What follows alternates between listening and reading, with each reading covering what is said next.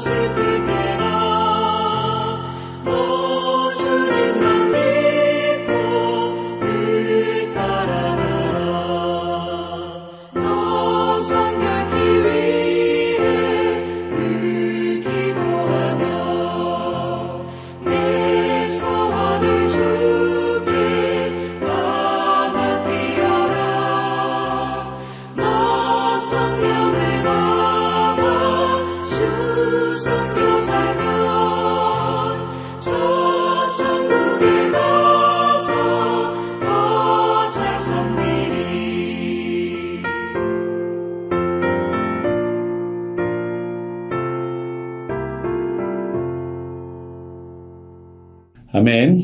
우리가 이 시간 특별히 기도할 때에 우리가 다음 세대를 위해서 우리 6월달 기도하고 있습니다. 오늘은 다음 세대가 각자의 인생에 하나님이 주신 꿈과 비전을 알게 해주시고 또 주신 달란트로 하나님께 영광 돌리는 우리 다음 세대들, 우리 자녀들이 되게 해달라고 이 시간 함께 기도하겠습니다.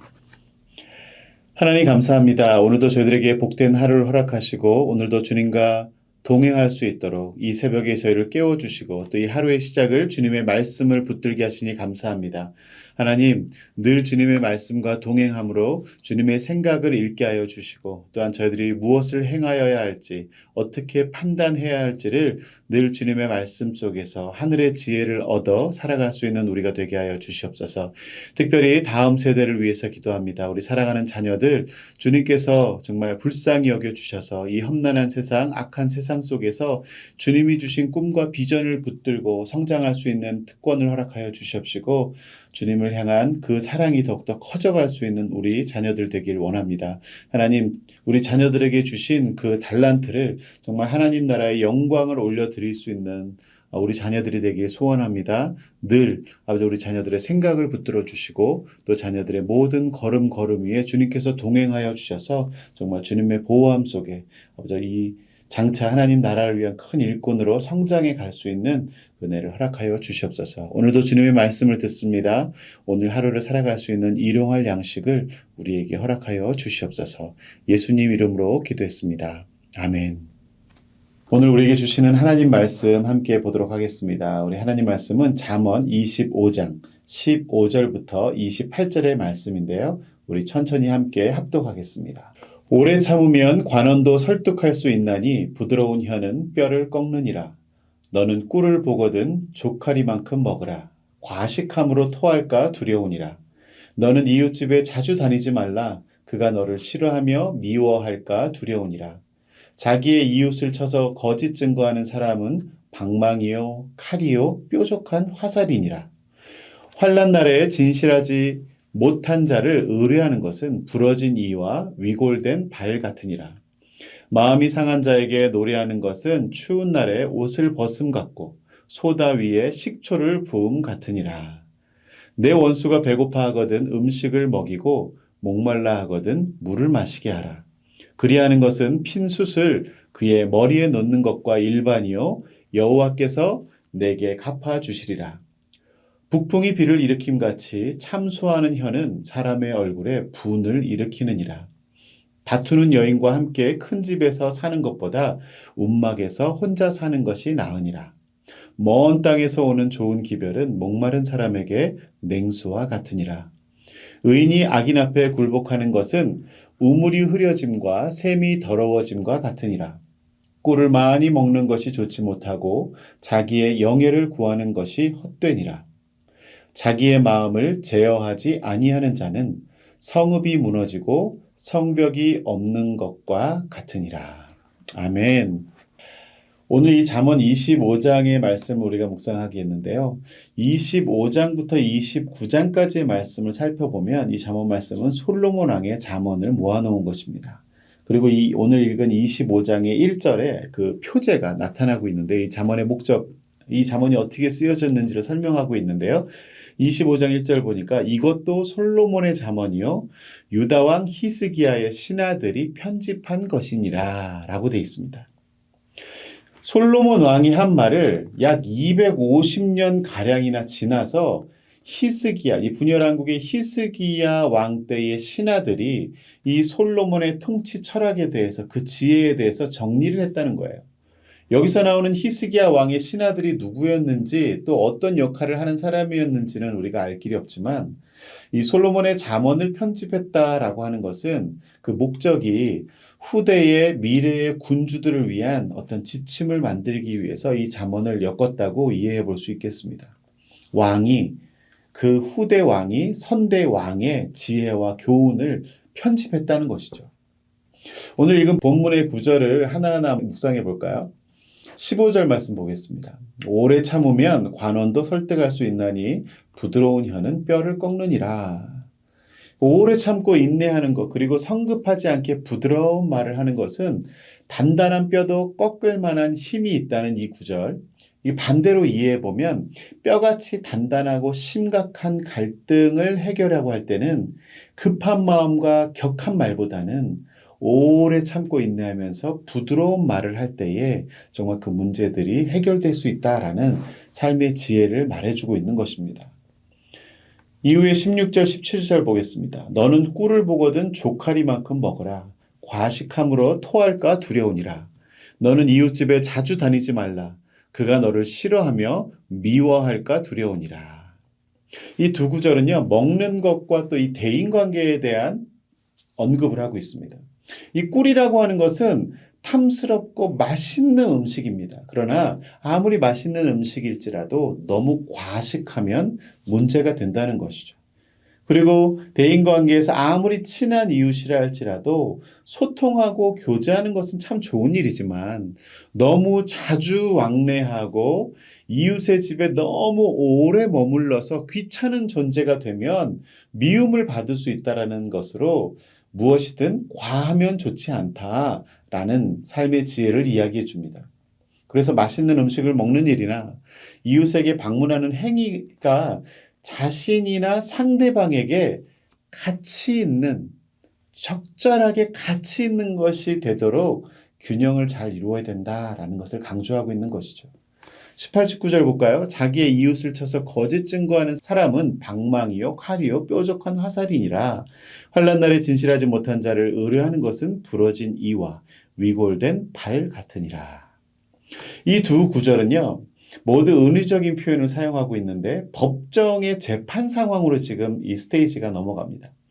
그러면서 18절에 방망이, 칼, 뾰족한 화살 등 이 세 가지 무기를 나열하고 있는데요. 이러한 무기는 모두 다른 사람을 해치거나 심지어 죽이는 데도 사용될 수 있는 물건이라는 것을 여러분들 꼭 기억하실 필요가 있어요. 그래서 재판을 할 때에 이웃에 대해서 진실을 이야기하지 않고 거짓 증언을 말하게 되면 그 이웃의 삶에 큰 상처와 피해, 심지어 그 사람을 죽게까지도 할 수 있는 위험한 행위다. 그 거짓 증언은 해서는 안 된다라는 이야기죠.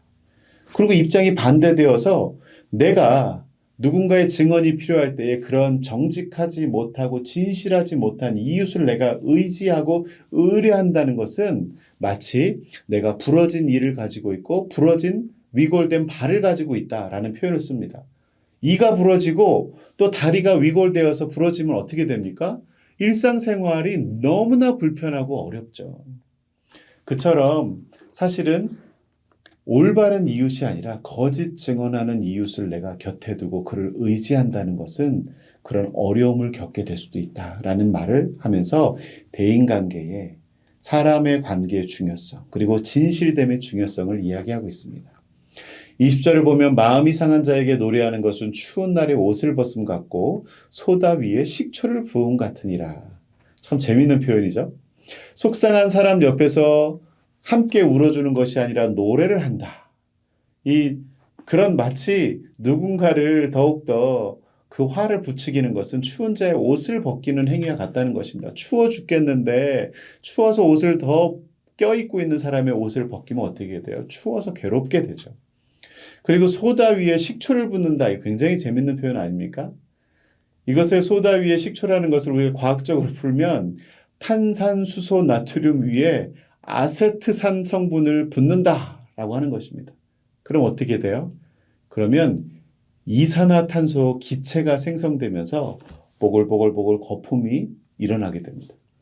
그러니까 쉽게 말하면 알카리성과 산성 서로 전혀 다른 성질의 것이 만나면 화학 반응을 일으키는데 마음이 힘든 사람에게 그 힘든 마음이 아니라 더 노래를 하고 오히려 도움이 되지 않는 일을 하면 어떻게 해요? 그 사람에게 전혀 다른 성격의 것으로 큰 자극을 주는 행위를 하게 된다는 것입니다. 그토록 제일 이렇게 많은 비유를 통해서 말하는 것은 사람이 괴로울 때는 그 괴로움을 함께 슬퍼하고 즐거울 때는 함께 웃어주는 것, 기뻐하고 춤을 추고 노래를 하는 것. 이게 너무나 당연한 행위 같지만 그러지 못하게 그렇게 하지 못하고 어리석게 행동하는 사람이 있기에 이런 교훈이 있는 것이겠죠. 21절 22절을 이어서 보겠습니다. 내 원수가 배고파하거든 음식을 먹이고 목말라 하거든 물을 마시게 하라. 그렇게 하는 것이 핀 숯을 그의 머리에 놓는 것과 일반이요 여호와께서 너에게 갚아주시리라. 이 21절과 22절의 내용은요. 원수를 대하는 우리의 자세를 말하고 있는데요. 사람들은 누구나 본능적으로 나를 해롭게 한 사람을 내가 좋아할 수는 없습니다. 좋아하지 않을 뿐더러 그 사람에게 꼭 똑같이 대해주고 싶은 마음이 들게 되죠. 그런데 원수일지라도 배고파하면 음식을 주고 목말라 하면 물을 마시게 하라. 이렇게 지금 이야기하고 있습니다. 이렇게 원수에게 친절을 베푸는 행위는 핀 숯을 원수의 머리에 놓는 것과 같다라고 말하고 있는데 이 표현은 신약의 로마서 12장에도 똑같이 언급이 되어집니다. 로마서 12장 20절에 보면요. 내 원수가 줄이거든 먹이고 목마르거든 마시게 하라. 그리함으로 내가 숯불을 그 머리 위에 쌓아 놓으리라. 이 잠언의 말씀을 인용한 거겠죠. 이 말은 고대 이집트 풍습에 따르면요. 회개와 죄책감의 표시로 불타는 숯을 그릇에 담아 머리에 이고 다니는 행위가 있었어요.